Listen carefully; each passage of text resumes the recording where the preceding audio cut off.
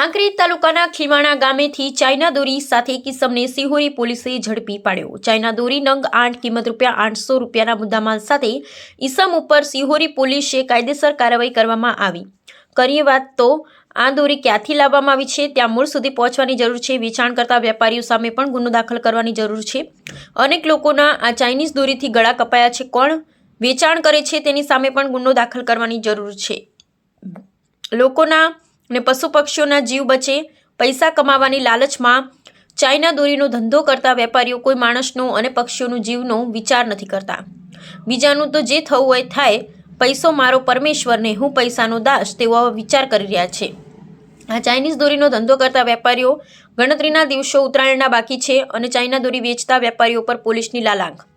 China દોરી પક્ષી અને બાઇક ચાલકો ઉપર ઘાતક ઉર્જા પહોંચાડતી હોય છે। વેપારીઓ ચાઇના દોરી ઓછી કિંમત અને વધુ નફો લેવા માટે વેપાર કરતા હોય છે। સિહોરી પોલીસે કડક કાર્યવાહીથી પતંગ દોરી વેપારીઓમાં ફફડાટ। અહેવાલ જયંતિભાઈ ઠક્કર, ન્યૂઝ 16 ગુજરાતી।